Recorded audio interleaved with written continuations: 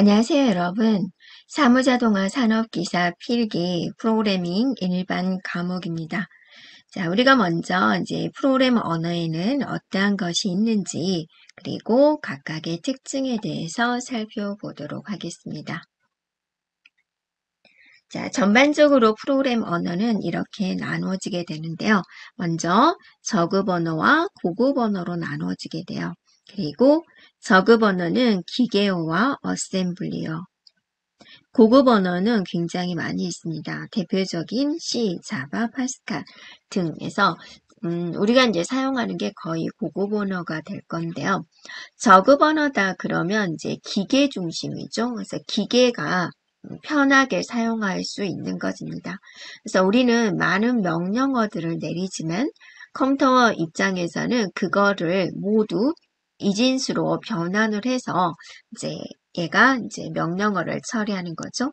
그래서 우리 인간이 내리는 모든 명령어, 우리 인간 사회도 다양하게 영어도 존재하고 프랑스어, 불어, 많은 언어들이 존재하지만 프로그래밍에서 사용되는 또 문법적인 내용이 있죠. 그걸 열심히 입력을 하면 얘를 뭘로 바꿔요? 모두 이진수로 바꾼 다음에 기계가 처리를 하게 되는 거고 또 인간이 알아보기 쉽게 다시 또 그걸 변환해서 보여주는 그런 과정이 되는 거죠. 그래서 이 이진수로 나타내는 것을 우리는 이제 기계어다, 기계가 알아먹는 거다라고 이제 보는 거죠. 그런데 처음에는 기계어밖에 없었어요. 그런데 이게 너무 힘든 거예요. 예를 들어서 더하세요 라고 그러면 이런 식으로 0000 예를 들어서 하는 소리입니다. 이런 식으로 하는 거죠. 이렇게 이어져 있다 보니까 이게 8비트 체계다. 그러면 이제 8칸씩 끊어야 되는 부분이고 잘못 끊으면 그게 해석이 이상하게 돼버리는 거죠. 그래서 너무 힘든 거예요. 그래서 좀 단계를 거쳐서 더해라 라는 것은 이렇게 쓰겠다. 그러면 이걸 이제 내부적으로 이진수로 바꾸자. 그러니까 예를 들어 더해라 라는 명령어가 이제 전에는 이진수로 이거였다면 내가 이걸로 표현을 할 테니 내부적으로 이제 또 프로그램을 하나 개발해서 이걸로 바꿔줘라 이렇게 되는 거죠. 그럼 우리 인간의 입장에서는 이걸로 작성하면 되니까 이걸로 작성했던 때보다는 더 쉬워진 거죠. 그래서 명령어 하나당 이렇게 이제 영어도 아니고 단지 만든 거죠. 이런 단어를. 네. 그래서 이거를 이제 기호화 시켰다라고 하는데요. 처음에 이제 일단은 보면 이 저급 언어다 그러면 누구 입장을 받아들인 거냐면 기계 입장을 받아들인 거죠. 그래서 기계어와 어셈블리어 두 개로 나누어질 수가 있어요. 저급 언어는 이렇게 딱 두 개만 있습니다. 기계어는 완전히 이진수예요. 즉 이진수는 0과 1만 표현하는 거죠. 완전히 이진수만 사용을 해서 명령어 데이터를 나타내는 거예요. 그래서 어떤 번역 과정이 필요 없죠. 바로 실행하면 되니까. 그래서 컴퓨터가 직접 이해할 수가 있어요. 하지만 우리 인간은 굉장히 힘들죠. 그래서 기계가 바로 알아봤기 때문에 실행 속도는 빨라요. 이제 인간이 고생하는 거죠.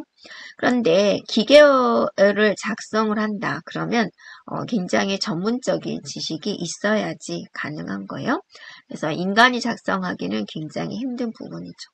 그래서 이 기계어를 이렇게 기호화시켰다. 1대1로 매칭시켰다. 기호로 나타내었다. 라는 게 이제 어셈블리어가 되겠습니다. 그래서 여러분은 저급 언어 두 가지는 뭐 있어요? 기계어, 어셈블리어. 그 중에서 완전히 0과 1로만 표현하고 직접 이해할 수 있는 언어는 기계어. 그 다음에 어셈블리 언어는 기호화시킨 언어. 이렇게 기억해 주면 되겠습니다. 네, 고급 언어입니다. 고급 언어는 이제 여러분이 사람 중심 언어죠. 그래서 너무 힘든 거죠. 그래서 사람이 이제 프로그램 언어를 작성을 하면 그거를 이제 기계어로 번역해 주는 또 별도의 프로그램을 만들면 되는 거죠. 그래서 이제 지금은 거의가 이제 고급 언어로 이제 작성을 하고 있습니다. 그래서 고급 언어의 종류는 굉장히 많아요. 그리고 여러분이 이제 조금 공부하면 나만의 프로그램 언어를 좀 만들어야 되겠다라고 해서 이제 기존에 있는 프로그램 언어가 이제 나하고 조금 안 맞는다. 그러면 내가 또 새로운 프로그램 언어를 만들 수가 있죠. 그런데 내가 만든 것을 다른 사람도 좋군 하고 써야 되는데 몇몇 사람만 좋아하고 또 시간이 지나면 사라지는 경우가 있죠. 회사에 입사를 했는데 뭐 좀 개발을 해와 라고 상사분이 말을 했는데 제가 뭐 파이썬으로 만들었다. 근데 상사는 파이썬을 모르고 C를 C++를 한다. 그럼 내가 어떻게 해야 되죠? C++로 만들어야 되는 거죠. 그리고 또 고객이 이런 건데 뭐 파스칼로 만들어주세요. 그러면 파스칼로 만들어줘야 되는 거죠. 근데 사람들이 많이 안 찾는 언어다. 그러면 이제 점점 사라지게 되는 거죠. 그래서 이 지구상에는 굉장히 많은 고급 언어들이 있습니다. 그리고 이제 또 사라지는 언어들도 굉장히 많이 있죠. 네, 포트라는 이제 아주 최초의 고급 언어가 돼요. 그래서 이거는 이제 과학, 기술, 계산용 언어로 만들었습니다. 예를 들어서 사람이 이제 막 계산하려면 365일이 걸리는데 컴퓨터한테 넣었더니 하루 만이면 되더라.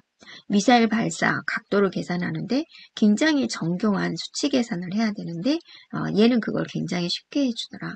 일단 이제 계산용, 과학, 기술, 계산용 로 만든 언어가 포트란이 됩니다.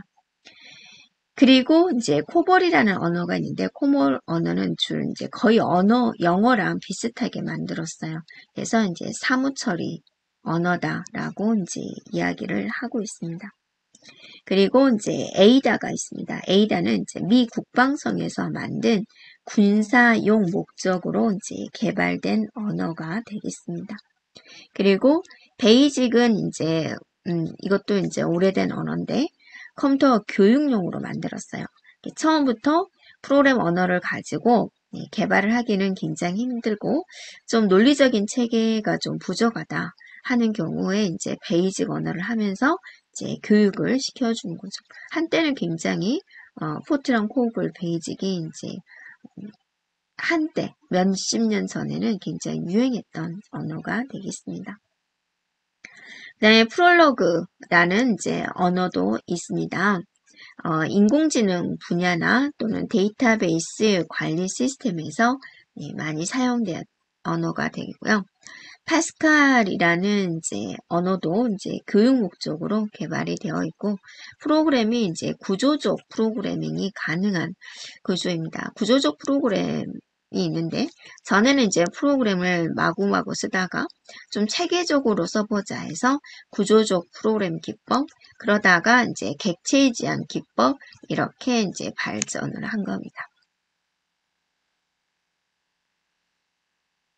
그 다음에 이제 리스프라는 언어가 있는데 이것도 이제 인공지능 문제 처리에 적합한 언어가 되겠습니다. 하나의 특징이라면 우리가 이제 하나하나 세부적인 문법적인 내용을까지는 살펴보기는 그렇지만 선언문을 전혀 사용하지 않는 특징을 가지고 있습니다. 네, 그 다음에 이제 스노볼이라는 언어가 있는데요. 이거는 이제 내부적으로 문자열에 대한 조작을 편리하게 수행할 수 있도록 여러 가지 기능을 제공하는 언어가 되겠습니다. 그리고 이제 프로그램 언어 중에서 스트림 자료에 대한 활용이 가장 많은 언어다라고 보면 되겠습니다. 다음에 C 언어입니다. C 언어도 자, 이것도 이제 오래된 언어인데 시스템 프로그램 언어다. 프로그램인데 시스템을 좀 건들 수 있는 그런 부분이 되겠습니다. 그리고 이제 얘가 이제 1972년도에 개발이 되었고요. 고급 프로그램 언어이면서 이제 저급 프로그램 언어의 특징을 모두 가지고 있어요. 저급이다라고 하면 이제 기계 중심이고 고급이다 그러면 이제 인간 중심이 되죠. 그래서 시스템 쪽인 거다 그러면 이제 좀 저급 쪽에 속하잖아요. 그래서 고급 프로그램 특징과 저급 프로그램에 대한 특징을 모두 가지고 있다. 그리고 이식성이 좋다. 이식성이다라는 것은 이제 다른 곳에 붙여서 사용할 수가 있다라는 부분입니다. 그래서 이게 이제 C 언어의 특징이 되겠고요. 자바는 객체지향 언어입니다. 자, 구조적 프로그래밍 기법의 대표적인 게 뭐가 있었죠? 네, 파스칼이 있었죠. 객체지향 언어의 대표적인 게 이제 자바가 있습니다. 그리고 얘도 C처럼 이식성이 좋다라는 부분. 그냥 좀 어려운 말이긴 하지만 다중상속, 여러 상속을 받을 수가 있다라는 거고 캡슐화가 가능하다. 캡슐이라는 것은 이제 캡슐을 씌워놨다. 명령어들을 이 안에 넣고 다른 사람이 볼 수 없도록 해버리는 거죠. 그러면 해커의 침입을 어느 정도 막을 수가 있고 꼭 필요한 명령어들만 보여주고 중요한 명령어들은 이 속에 감춰둔다. 그게 이제 캡슐화가 되겠습니다. 재사용성이 높다. 이게 다 객체지향 언어의 특징이 되는데요. 우리가 이제 엑셀을 할 때 여기에 이제 글꼴에 관련된 명령어를 만들었어요. 파워포인트 개발을 할 때 글꼴에 관련된 명령어가 필요해요. 그러면 엑셀에서 명령어를 만들었지 해서 얘를 통째로 가져와 쓰는 겁니다. 네, 이런 게 재사용 기능이 되겠습니다. 자, 하위 클래스가 상위 클래스를 참조하기 위한 명령어. 우리가 이제 다중상속이 가능하다 그러겠죠?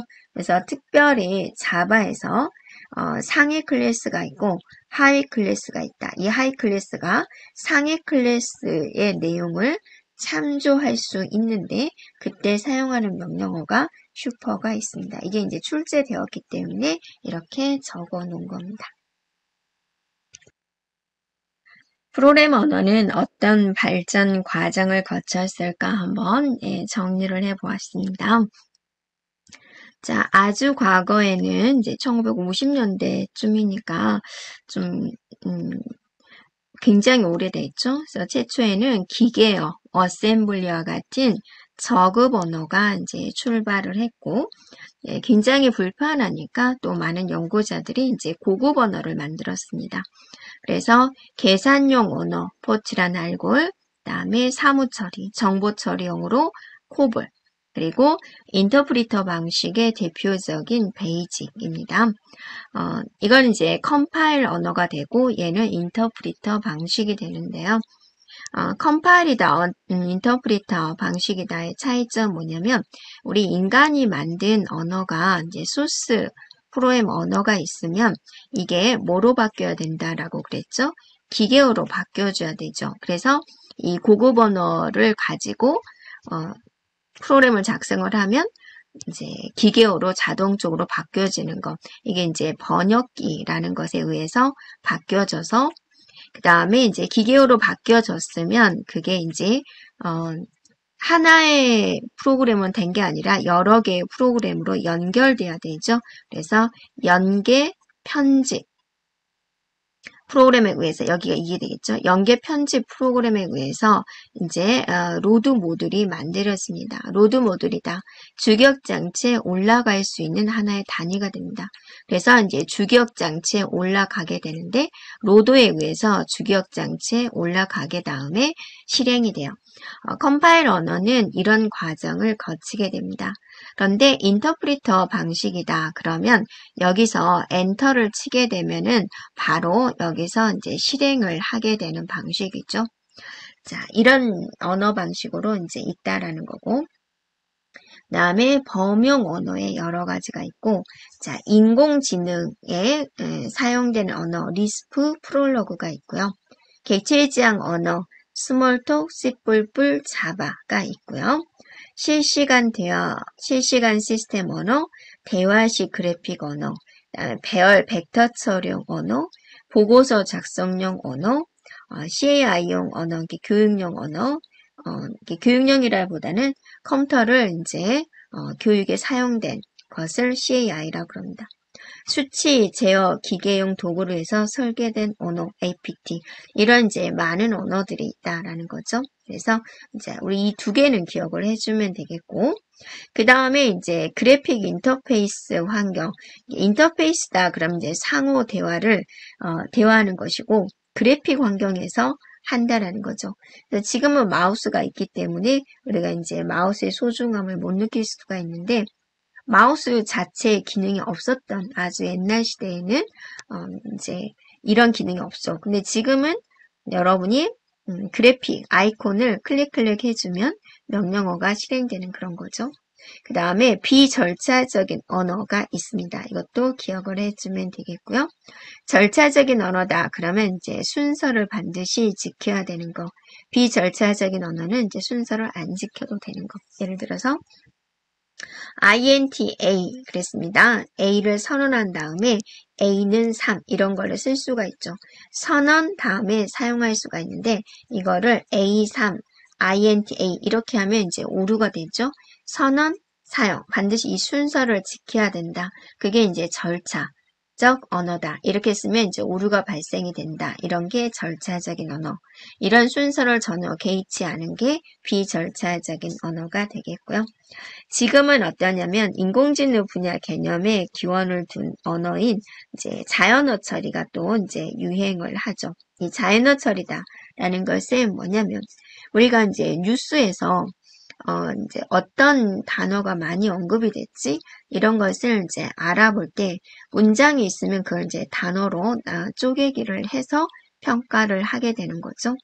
그다음에 이제 영화 리뷰 분석, 영화에 달린 리뷰를 보고 평점을 한번 예측을 한다든지 쇼핑몰에서 사용자들이 다른 댓글을 가지고 상점이 이제 좋은지 아니면 평점 분석을 한다든지 그랬을 때 또 여러분이 이제 좋은 언어 바르고 고운 말을 쓴 문법에 딱 맞는 언어뿐만 아니라 뭐 유유, 크크크, 뭐 흐흐흐 이런 것들도 많이 쓰죠.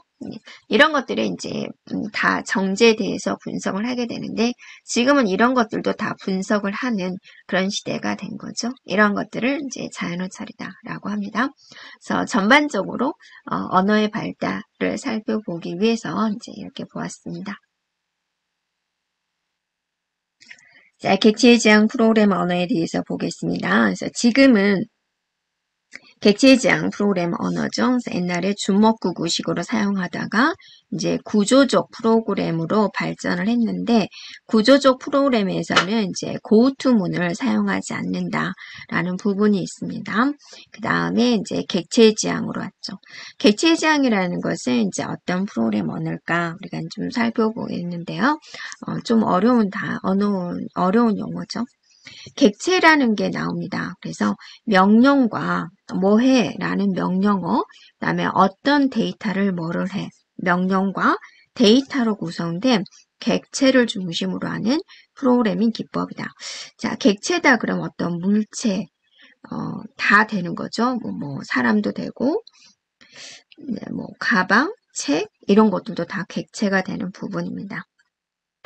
그래서 이 객체 지향 프로그램은 여러분이 이제 레고 블럭이라고 생각해 주면 돼요.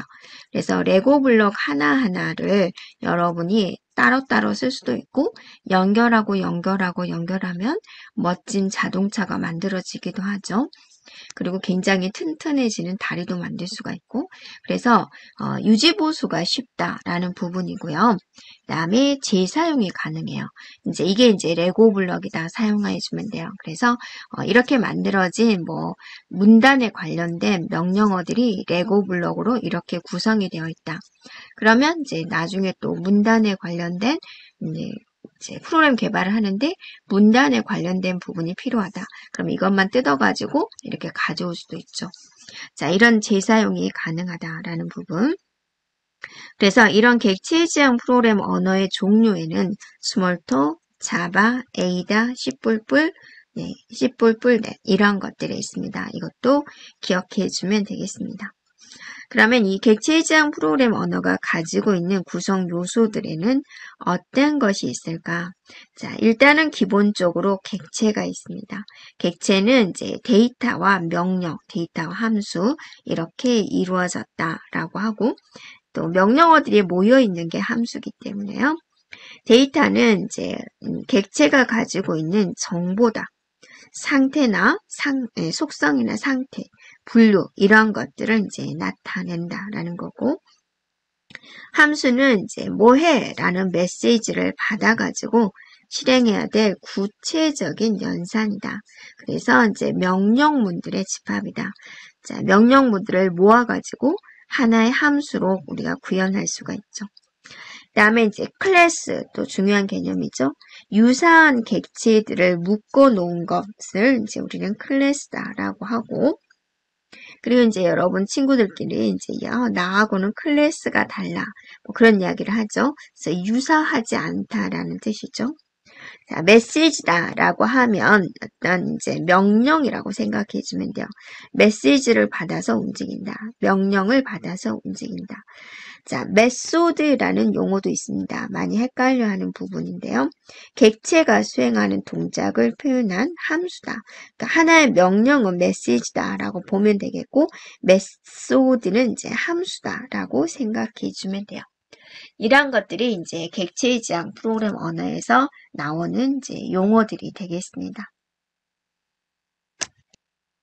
네, 객체의 지향 프로그램이 어떤 특징을 가지고 있는지 살펴보도록 하겠습니다. 먼저 일단 종류를 기억을 해주고요.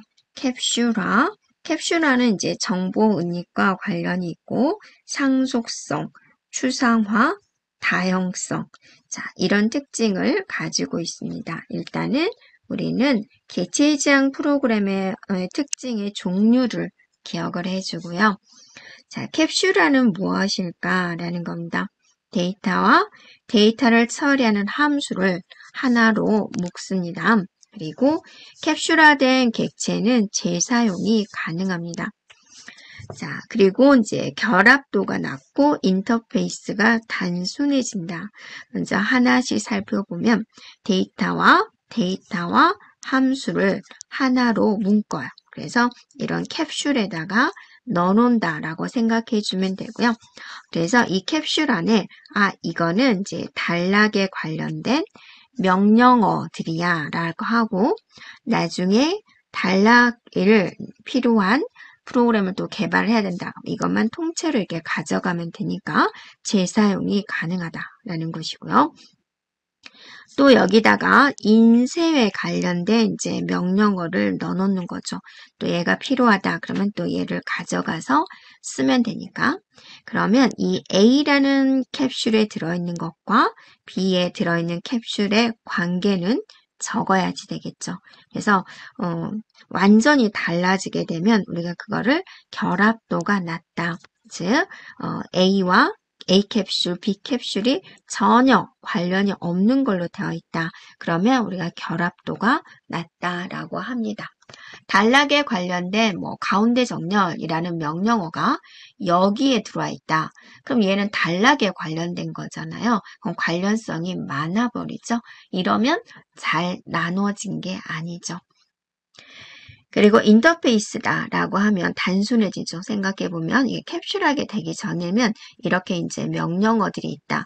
관련된 거 한번 엮어볼까 막 이런 식으로 복잡하게 되겠죠. 그런데 캡슐로 묶어주면 연결선이 이렇게 하나만 있으면 되는 거죠. 이렇게 인터페이스가 단순해진다라는 것이고요. 정보 은닉은 이런 이제 캡슐화, 속성 메소드를 캡슐화를 합니다. 그래서 실제적인 명령어들을 바깥에서 못 보는 거죠. 그래서 은폐와 관련이 있다라는 거고 꼭 공개를 해야 되는 그런 부분만 외부에 노출을 시켜주는 거죠. 이렇게 되면 이제 해커의 침입으로도 어느 정도는 이제 막을 수가 있다라는 거고 상속성입니다. 상위 클래스에 대한 모든 속성을 하위 클래스가 이제 물려받는 거죠. 우리가 상속한다 그러면 부모님으로부터 물려받는 거지 자식 거를 부모가 상속받는다 그러진 않죠. 그래서 상위 클래스에 대한 내용을 하위 클래스가 물려받는 거죠. 그렇게 되면 재정의를 하지 않아도 간편하게 쓸 수가 있다라는 거죠. A라는 변수가 문자로 16글자에 김씨만 들어오도록 이렇게 설정해 놓은 것을 내가 그대로 다시 사용할 수가 있다라는 거고 추상화다라고 하면 불필요한 부분을 생략하는 겁니다. 그래서 제가 동물을 그려볼 때 여러분이 자 이렇게 되어 있어요. 그러면 코가 길어요. 그러면 코끼리라고 우리가 답할 수가 있죠. 물론 여기서 뭐 귀도 있고 눈도 있고 몸체도 있고 다리도 있고 여러 가지가 있지만 가장 핵심적인 것, 가장 중요한 것에 중점을 두는 것이다. 우리가 이제 이건 CF에서도 되죠. 그래서 어떤 냉장고에 대해서 선전을 할 때 냉장고 기능이 얼마나 많습니까? 정말 기능이 많아요. 그런데 그 많은 것을 설명을 해도 소비자들 머릿속에는 안 들어오는 거죠. 그래서 가장 핵심적인 기능 하나를 딱 말을 하는 거죠. 그러면 소비자들의 그거라는 냉장고 이렇게 각인이 되죠. 그래서 이 추상화다라는 것은 가장 중요한 것에 중점을 두는 방식이 되고요. 그 다음에 다형성입니다. 같은 동작을 나타내는 연산이라도 객체에 따라 다르게 동작을 하게 된다라는 거죠. 제가 여러분한테 자 오픈하세요 라고 했단 말이에요. 그러면 단순히 목적어가 다른 거죠. 동사는 오픈하세요 라는 건데 창문을 여는 사람, 필통을 여는 사람, 노트북을 여는 사람, 다양하다라는 겁니다. 그래서 다양하게 동작하는 것이다 라고 해서 다형성이다 라고 합니다. 네, 프로그램 언어의 구문에 대해서 이제 우리가 살펴보겠습니다. 자, 프로그램 언어로 작성된 프로그램에 대한 문법적인 구조, 이거를 이제 우리는 이제 구문이다라고 합니다. 그래서 구문 형식을 사용하게 되면은 프로그램에 대한 언어를 다양하게 할 수 있고요. 또 문맥에 대한 의미를 명확하고 간결하게 할 수가 있다라는 장점이 있습니다. 그러면 이런 이제 구문에는 어떤 요소들이 있을까라는 건데 여러분이 여기서 이제 좀 들어본 것들도 있을 건데 먼저 핵심어, 키워드다라고 합니다. 특별한 의미를 가지고 고정된 부분으로 사용되는 식별자예요. 그래서 이제 포문이라든지 또 이푸문이라든지 이런 것들을 이제 이야기를 하고 있습니다. 다음에 예약어가 있는데요. 예약에는 이제 특수한 기능을 수행하도록 이미 용도가 정해져 있는 것을 말을 합니다. 네, 그리고 이제 새로 개발된 프로그램 언어에서는 점점 예약어에 대한 사용이 늘고 있는 부분입니다. 그래서 이런 예약어를 사용을 할 때는 이제 이런 예약어를 이제 사용을 하게 되면 어떻게 될까? 일단은 이제 좋은 점이다라고 하면 번역 속도가 빨라진다라는 건데요. 이거는 뭐냐면 프로그램을 개발을 할 때, 자, 이거는 뭐, 이렇게 이제 정해진 명령어들이 있죠. 그래서 이거는 미리 번역을 해놓는 겁니다. 그렇기 때문에 이미 번역을 해놨기 때문에 여러분이 이제 번역하는 속도가 빠르다라는 이제 특징을 가지고 있습니다. 그런데 예약어가 너무 많아요. 너무 많게 되면은 좀 기억하기가 이제 좀 힘들게 되죠. 그래서 프로그램을 하기가 이제 번거롭게 되는 거죠. 그 예약어를 가지고 이제 우리 인간이 프로그램을 작성을 해야 되기 때문에 우리가 이제 뭐 프로그램 작성할 때마다 책을 찾아가면서 할 수는 없는 거잖아요. 그래서 빨리빨리 하려면 어떤 이제 일정한 종류의 예약어를 자유자재로 사용할 수 있어야 되겠죠. 구분 문자입니다. 그래서 문장이나 식과 같은 구분적인 단위의 시작과 끝을 나타내기 위한 언어예요. 그래서 어떤 프로그램 언어에는 문장 끝에다가 셈 꽂고 세미콜론을 하시오, 마침표를 하시오 이런 것들이 있죠. 시작과 끝을 나타내기 위한 것을 뭐라 그런다? 구분 문자다라고 하고요.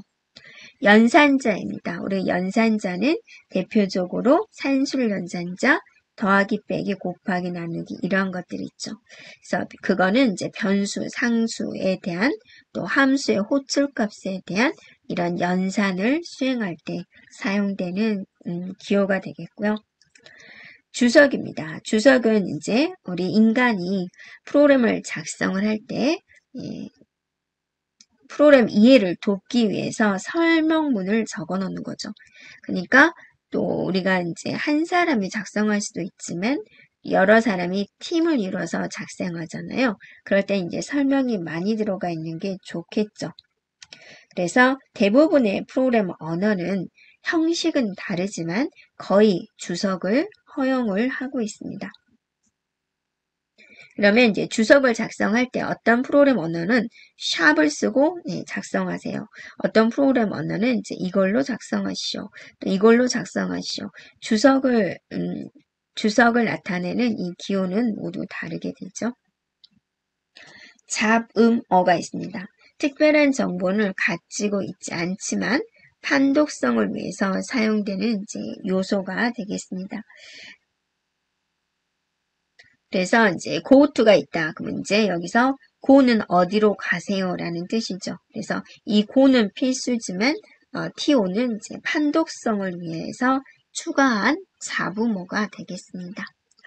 자, 그래서 여러분이 여기서 이런 설명을 적어주고 나서 이거는 뭐냐, 특히 이제 예약어, 특수한 기능을 수행하도록 이미 그 용도가 정해져 있는 것, 그 다음에 주석, 잡음어, 이렇게 이제 특별히 기억을 하면 되겠습니다. 자, 문제를 풀면서 이제 지식을 한번 정리해 보겠습니다. 객체 지향 언어에서 하나 이상의 유사한 객체를 묶어서 하나의 공통된 특성으로 표현한 것을 무엇이라고 합니까? 라고 그랬죠. 자, 여기서 핵심은 유사한 객체를 묶었다. 비슷한 것끼리 모여있다. 라는 게 뭐죠? 바로 클래스가 되죠. 네. 자, 그 다음에 객체 지향 언어에서 상위 클래스가 정의한 기능과 특성을 하위 클래스가 이어받는 것. 자, 이어받는 것이 이제 핵심이 되죠. 이것이 바로 무엇인가요? 바로 상속성이 되는 거죠. 네, 여기까지 프로그램 언어의 종류에 대해서 살펴보았습니다.